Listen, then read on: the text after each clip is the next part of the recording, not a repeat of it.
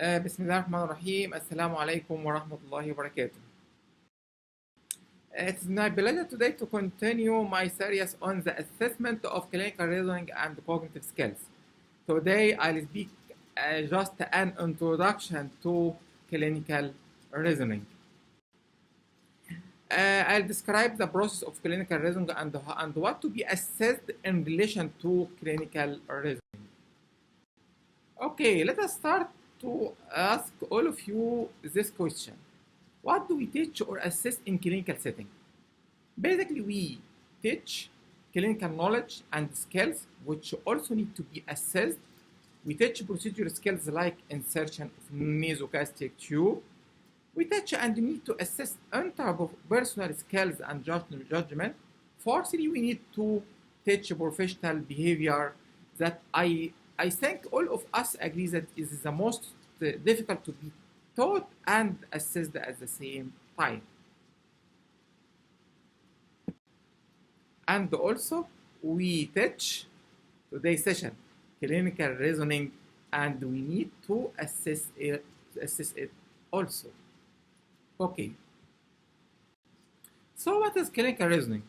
Clinical reasoning describes the thinking and decision-making process associated with clinical practice. So we have two main elements.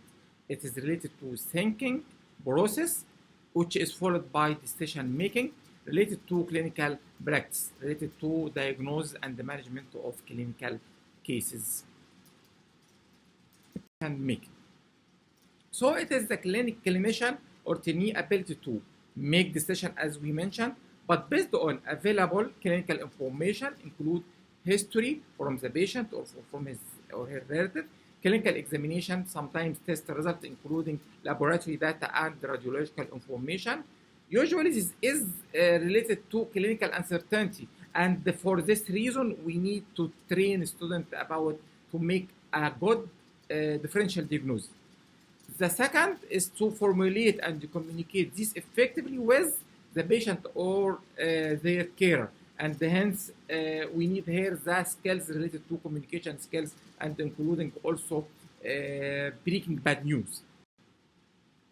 To summarize certain elements or the process of clinical reasoning, start by the need for clinical skills including history taking, examination, communication, use and interpretation of diagnostic tests, either laboratory or radiological investigation data, and to understand the cognitive bias and human factors related to her or his patient.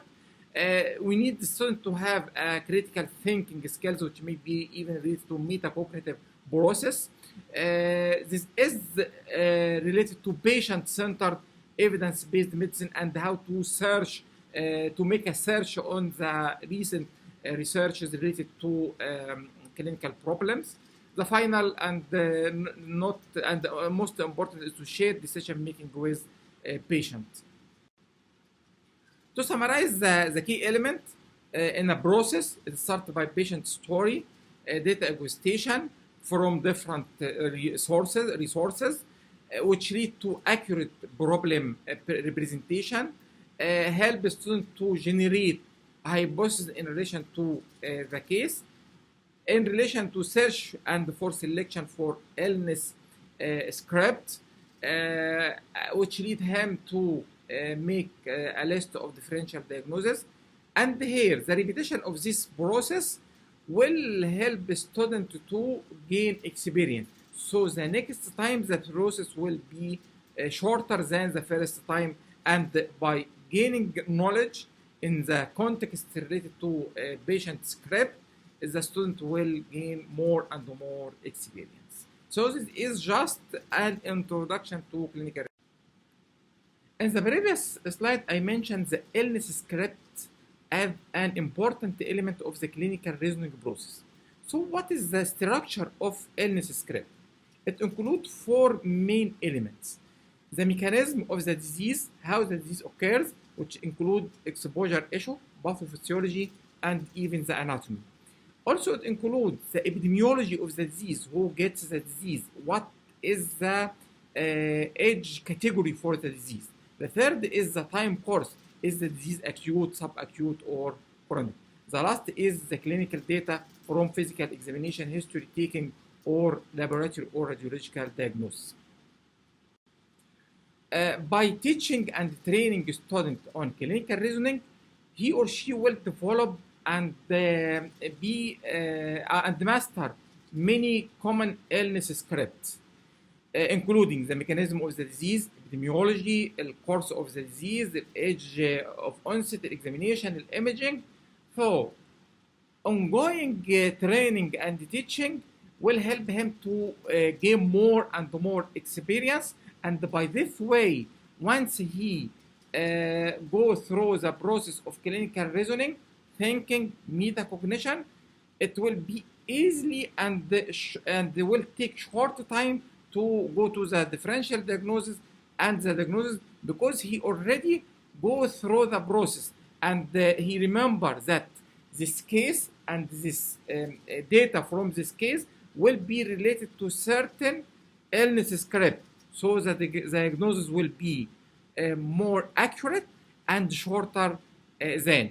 And by these two slides, I hope I summarize the process, which depends mainly on the formulation of illness script, and this illness script will be ready-made with the student, which will help him or her to diagnose all related disease and gain more experience in his clinical work.